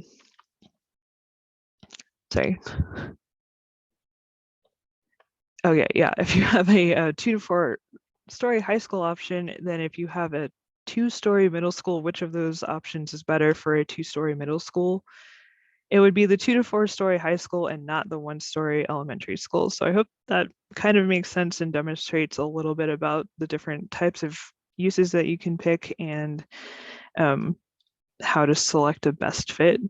So here's some common mistakes that we see during damage estimations. Brick veneer is not part of the superstructure versus brick and mortar. So understanding exterior finishes and making sure your inspectors understand that. So uninhabitable doesn't mean substantially damaged. It could just have a gas leak or something like that. Apartment buildings are actually businesses, so they should be under non-residential. And that's going to fit in with the amount of stories, because residential is limited on stories, whereas non-residential has 5+ story options. So that makes more sense for an apartment building. And so, like they said in the video, our first 3 inspections that we do in the inventory should be all together as a group with the manager, with the SDE lead, with the inspection lead and quality assurance lead, everybody there to get on the same page with the training, collecting the data, taking the photos, know what to look for, how we're going to organize those photos and get the address information in there. And then we need to emphasize the differences between residential and non-residential and make sure they understand that in the tool. I think having them use the tool themselves is going to reduce your entry and reduce mistakes, increase consistency and quality. And then we have to teach them how to use the GPS units because we need that for valid assessment. And then train them on how to interact with inspector, between the inspector and the resident. And so they mentioned in the video how you don't want to talk about the impact of the inspection with the actual property owners. So a residential assessment is approximately 40 to 90 minutes, and a non-residential inspection, depending on the complexity, will take 40 to 120 minutes. And understand that not all of the elements that we review in either one of them are equal. Some contribute more value to the market value, such as I would think the HVAC system is something that's going to contribute significantly. Okay, so this is still part of the tutorial, so I just wanted to show you some of these screenshots and just look at the software a little bit more. So again, we would be looking at a standalone database type, and so you would name your database, and then this is what the home screen looks like. So you have 2 tabs to make an assessment, add property. So that's where you would be adding in all of your special flood hazard area properties and have that inventory ready. And then you can edit assessments within the tool. So you could be editing the same field with in different assessments and that kind of thing. So there's a lot to look at here. If you get errors, you can just close them. I didn't have much problem with error messages or anything. I had maybe issues with drop-down menus. I feel like I'm always messing up drop-down menus, so that can be an easy mistake to make when you think you clicked on the right thing and then you didn't. So you would just add a new property, and then it goes here's your property details. So data of the firm panel, your NFIP info is there. Like I said, the community ID, number, firm panel, the zone, all of that. And then the structure, information on the left, the name, street suffix, city, all of that address information. And then you can enter the parcel, lot, year construction, all of that. And so these answers are from Steve's house that he shared with the class the last time he did this with the in-person thing. So it's an example of the type of information you'd be entering into that tab. And then, of course, there is these judgment calls. We have to decide on what data we're going to enter. So initial construction quality and depreciation, which we talked about a little bit, and then the construction elements. So again, we have 12 elements for residential and then 7 for non-residential. And so again, we want to have as much data ready for our inspectors to go before they even get started on their field work. So as much as we can do that with our data lead, getting that tax information, but there's some other sources that we can use. Elevation certificates are good.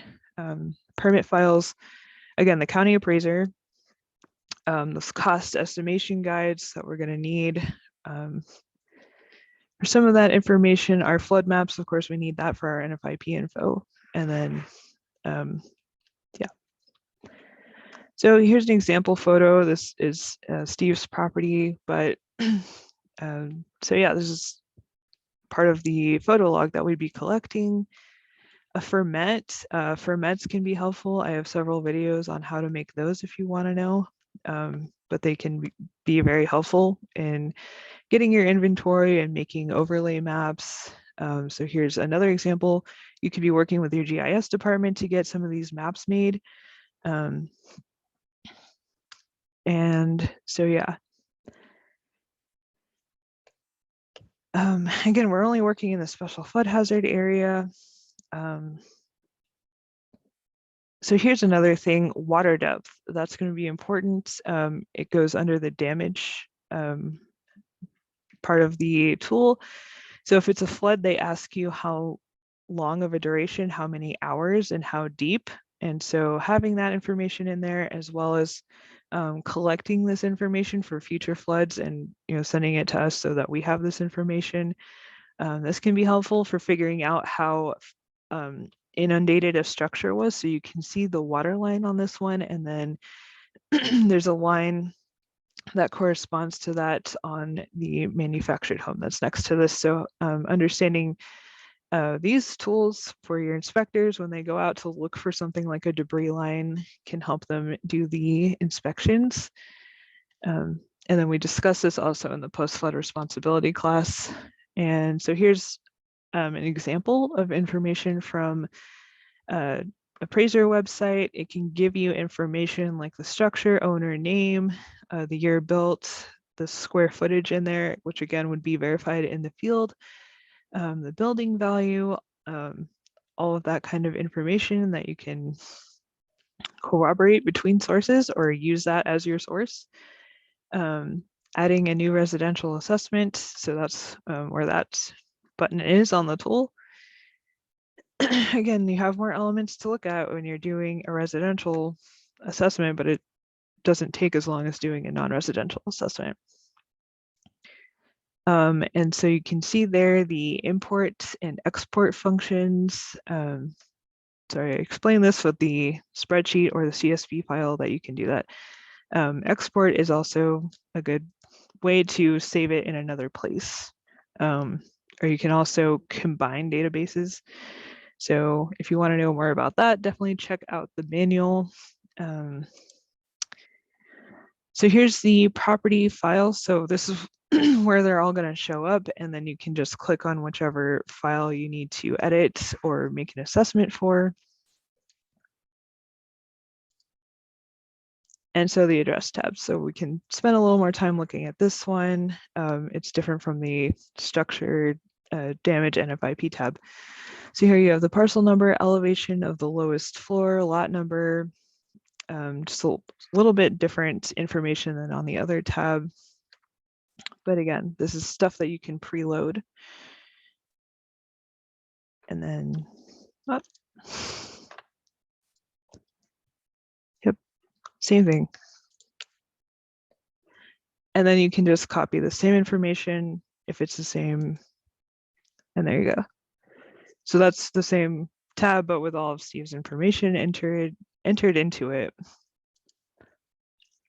And then, yeah, the assessment date. So that's important. Then they ask for the inspector name and the inspector phone. So as you go through here and you enter data, again, make sure to hit save. And then as you try to leave the tab, it will come up with an error message to remind you to add something if they think you may have forgotten to add something. So that's why they have this error message to make sure that you're not missing data. So that's part of the quality assurance in the actual tool. And then you can re-enter that data and then make sure you save it. So yeah.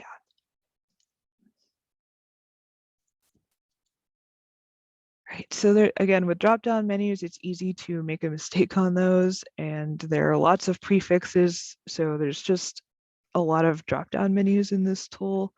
So again, that's where quality assurance is going to come in and evaluating all of that. So that whole line right there is all drop-down menus, but yeah, this is where you'll enter those stories. So this is under the structure, damage, and NFIP information. So this is where you pick whether it's a residential or non-residential assessment. Again, how many stories is going to be important in calculating the ACV, the residence type, the foundation, superstructure, what kind of roof covering, exterior finish, because all of those, different options for the different types of features that it has is going to go into calculating that, because some of them are more expensive than others. The type of HVAC system, the year of construction, and then again, what quality was the initial construction, the inspector information, assessment dates. And so that's how it's gonna save the assessment. Like they said, if you have multiple assessments on the same structure, it's gonna show up, and that way you know which one you're working with or which one you're gonna edit, the date the damage occurred, and then the cause of damage. So again, if you hit flood, it asks you for the duration and the estimated depth above the lowest floor and above ground. So that's going to be important information to have if you are talking about a flood disaster, and then the NFIP information. So for the base flood elevation, again, you'd want to be using the flood insurance study and your effective materials to get that calculated. And then whether or not it was in the floodway, and then you have community specific information type of comments that you can make. So in Kansas, we have a 1 foot of freeboard rule for everybody statewide. So again, error messages, I haven't had this happen, but I think you can just close them. They're pretty easy to resolve. Like I said, it's pretty user friendly, and it's not a complicated type of software to use. And like I said, there's the building science helpline phone number and email address if you get stuck. Or I would just go through the user manual first. They usually have some kind of troubleshooting in there. So yeah, back to the structure damage NFIP page. So again, making the right selections, making sure these are correct, and then we're going to have multiple people going through and looking at all of the data, every single tab, to make sure that we have multiple people looking at it. So back to the square footage calculator. So when you open it, this is what it looks like. It asks you to choose a building shape, and then you'll enter either the square footage manually. So if you do that, you don't have to pick a structure shape, but if you do pick a structure shape, they ask you for the dimensions on each one of the sides of that building, and then it'll calculate the square footage for you. And so again, that's something you'd want to evaluate in the field, make sure those dimensions are correct and that they correspond with your tax information if that's part of it. Yeah, so that's what it looks like. And you enter the number of stories in there, and then the outside dimensions. And you can add a description if you want, and then you want to hit save and close.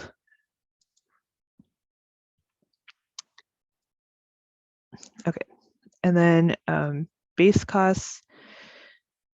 So this is part of the calculation. So once you finish with the calculator, it'll show you the base costs, and then that's where you enter in the geographic adjustment factor from the cost estimating guide, or you could have a locally developed geographic adjustment factor, and then you would enter 1 for that and then save it, and then it'll tell you that the assessment was saved successfully. So anytime you hit save, the tool will stop and you can't do anything for about 3 or 4 seconds, and then it'll tell you it was saved successfully. So yeah, remember, a common error is to forget to enter the number of stories, which is going to impact that, and something else you'd want to evaluate for accuracy.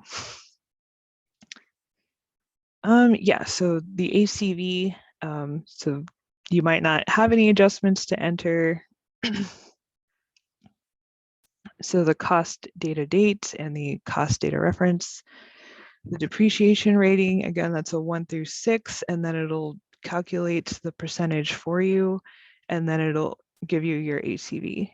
And then the depreciation explanation is for if you hit other, so that this one has the other entered, and then that's where you would explain the rating, and that should be from a licensed professional if you're going to use that. So again, here's what the depreciation rating looks like. So I went over what to look for each one of these ratings. And then here's what when you enter one of these numbers, what the percentage actually is for that. Or you can enter a numerical value, again, based on the judgment of the inspector. That's where you hit other. So another thing, from the county appraiser, you can get the average cost per square foot of a new home built in that county and then sold there. Or again, the industry standard guides that you can use. So that's where this is from. This is the county appraiser new home sales. So that can be a source of information. And then here's those cost estimating guides. So again, you'll want to see if you can borrow these because they are expensive and they need to be recent. So element percentages. So after you have all of those other tabs entered and saved, then this is where you'll be entering, or where the inspectors will be entering their percent damage. Again, not counting current codes. And so here's a question: if the HVAC unit is on the outside of the house, is it going to be included in the damage assessment? Yes. It's still part of the elements that we're looking at, and it's servicing the structure. So sometimes it's obvious if there's clearly more than 50%, like that house that I showed you that was burnt down. So something like that is going to be more difficult for a property owner to dispute than when it's in that 35 to 65, or this also says 40 to 70, somewhere in that range is where most of the disputes happen. And so, clearly more than 50% is obvious exterior damage to the foundation, the walls, the roof. So having those images in your photo log or in your tool is going to help you support that. Leaning walls, all of that. And then clearly less than is also something that should be fairly obvious. A flood duration of less than 24 hours, low velocity, very low on the lowest floor, that kind of thing. And you can see all of these other elements are in pretty good condition and less than 50%. So it's harder for them to dispute this situation. We have seen where property owners want to dispute for a higher determination to be substantially damaged so they can make an ICC claim to help them mitigate their property. So if you do want to print out worksheets and have your inspectors work this way, then they do have those in the workbook towards the end of it. And I think we have examples of this in our post-disaster manual. If you want to see a copy of that, it's kind of just a condensed version of all of our tips and sample letters and stuff like that. So this is what they'd be looking for, and then they would enter manually, and then later on you and your data lead would be entering this and then reviewing it and then having the quality assurance person look at it and making any corrections. But again, I think that's more time consuming, and I think it's opening up for more potential mistakes, but it's up to you. So again, the things we have to include, this is in the desk reference if you want to take a look at that. Yeah.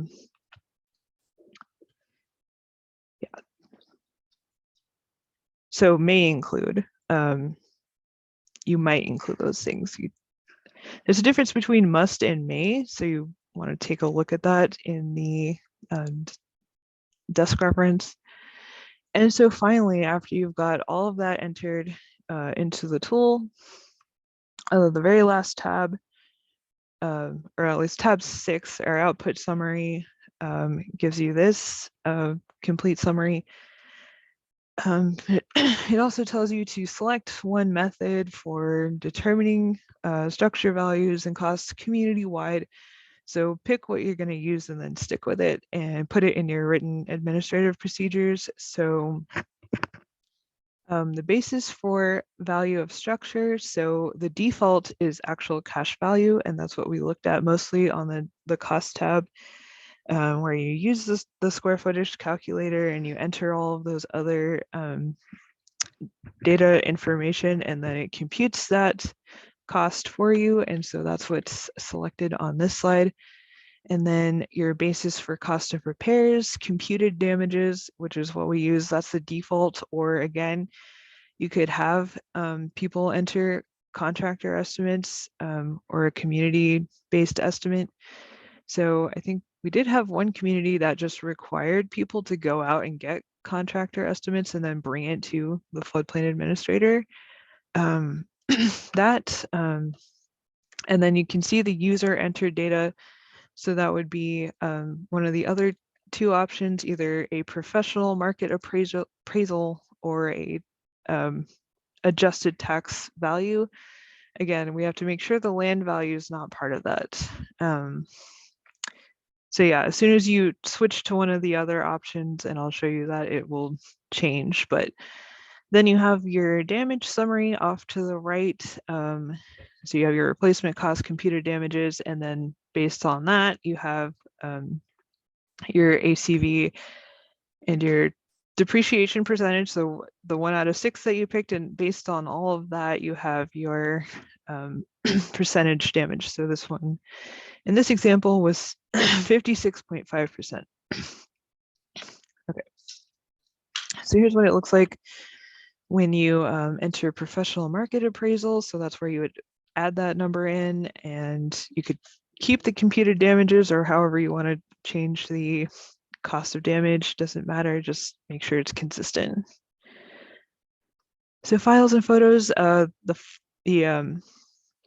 other tab that we haven't looked at is the photo upload. So this is where you would add your photos, and then you can select edit them a little bit in here.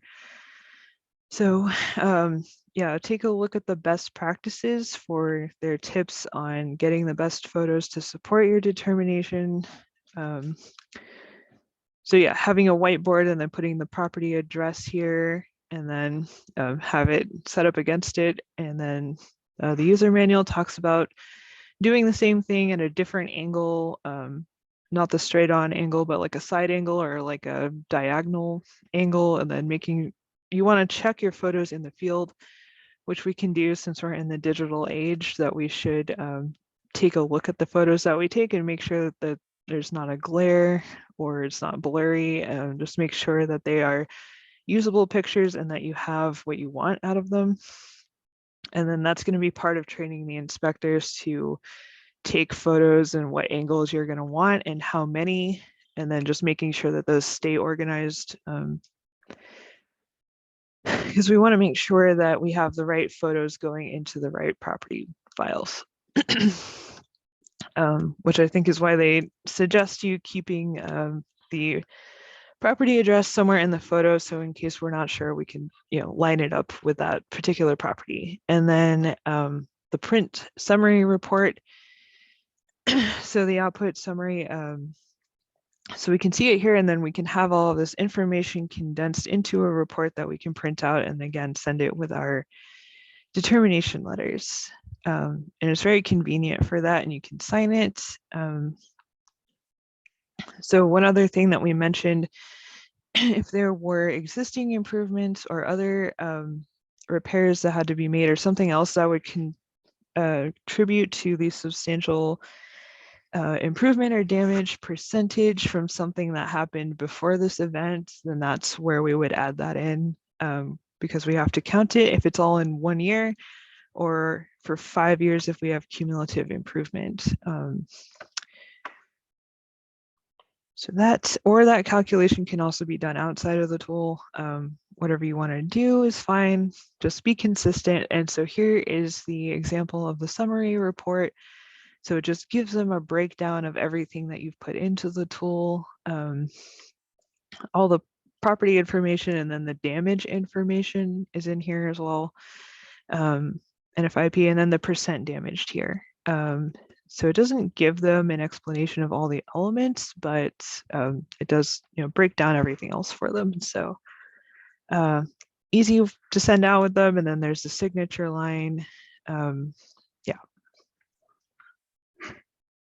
So yeah, if you don't save everything, it's not going to generate a very consistent report. So you want to, again, save early, save often, save every time you edit something in a tab, because otherwise you could end up with a blank report like this. And you don't want that to happen. You don't want to have to go back and add in a bunch of different things that may have been missed or that were accurate, but then were accidentally erased. And so some common questions, again, not current code, not pristine condition. We're looking at the pre-damage condition.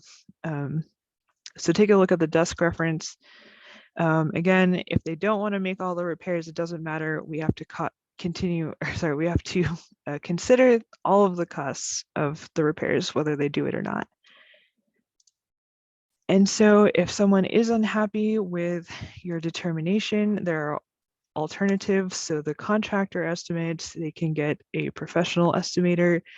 The insurance adjusted estimate, again, be cautious with the insurance claims. And then there are disaster damage estimate groups or a licensed appraiser that's licensed in the state that you're in. So that would be Kansas. Again, have this procedure or have these alternatives in your written administrative procedure so you can show people what they can do if they have a dispute, if they have an issue with your determination. Okay, so that's it for the presentation. I will stop the share. I'm going to launch that and then we can answer any questions that are left over. Okay. So this is just a true or false. Do the substantial damage and improvement requirements apply to accessory and agricultural structures? So if you remember, I talked about it a little bit in the beginning of the presentation.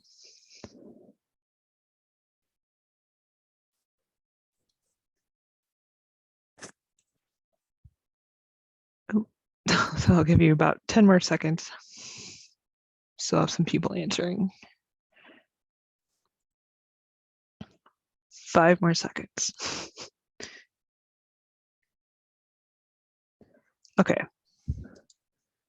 So actually we do have to do those.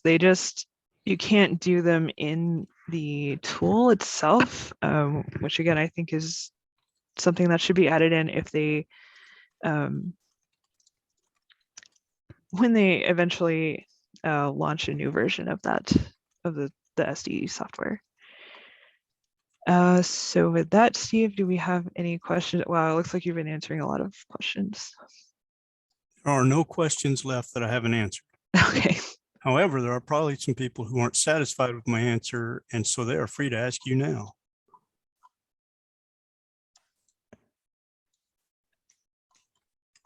So yeah, if you want to enter anything else into the chat or if you want to come off mute.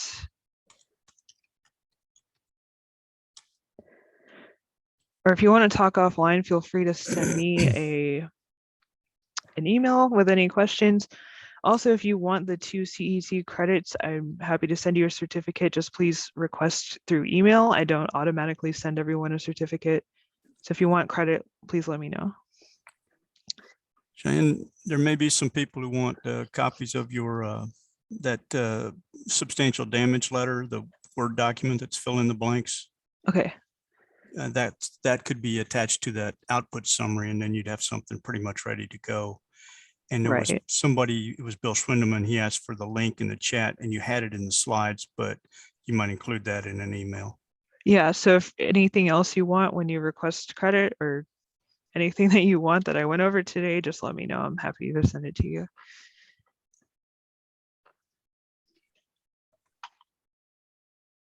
I think I will go ahead and stop the recording now.